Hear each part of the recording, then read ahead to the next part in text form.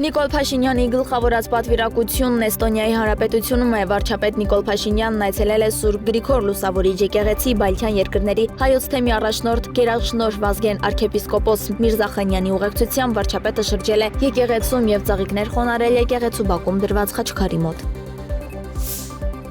Հայաստանի արտգործնախարարությունը ցավակցություն է հայտնել Իրանի Իսլամական Հանրապետության կառավարությանը։ Խորապես վշտացած ենք Բանդար Աբասում տեղի ունեցած ողբերգությամբ, որը բազմաթիվ զոհերի պատճառ դարձավ։ Մեր խորին ցավակցություններն ենք հայտնում Իրանի կառավարությանը եւ բարեկամ ժողովրդին, նաեւ զոհերի ընտանիքներին եւ հարազատներին, վիրավորներին մաղթում, արագ ապաքինում նշված է ԱԳՆ-ի էջում։ Հիշեցնենք, Իրանի Բանդար Աբաս նավահանգստում ուժգին պայթուն է որոտացել, որի հետևանքով կան զոհեր եւ վիրավորներ։ Իրանում ապրիլի 28-ը համազգային սգո օր է հայտարարվել։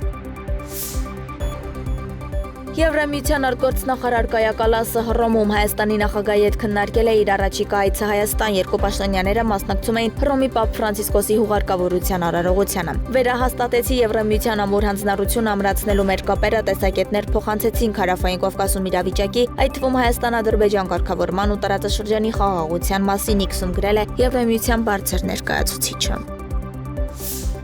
Միացյալ Նահանգների նախագահ Դոնալդ Թրամփը Կոչյանում Ռուսաստանի նախագահ Վլադիմիր Պուտինին դադարեցնել կրակոցները եւ ստորագրել խաղաղության համաձայնագիրը։ Այս մասին Թրամփն ասել է Ուկրաինայի նախագահ Վոլոդիմիր Զելենսկու հետ հանդիպումից մեկ օր անց։ Թրամփը նաեւ նշել է, որ ապրիլի 26-ին Զելենսկու հետ իր հանդիպումը լավ է անցել։ Նա կարծիք է հայտնել, որ Զելենսկին պատրաստ է զիջել Ղրիմ թերակղզին Ռուսաստանին, ինչը Ուկրաինայի առաջնորդը վաղուց հայտարարել է, որ երբեք չի անի։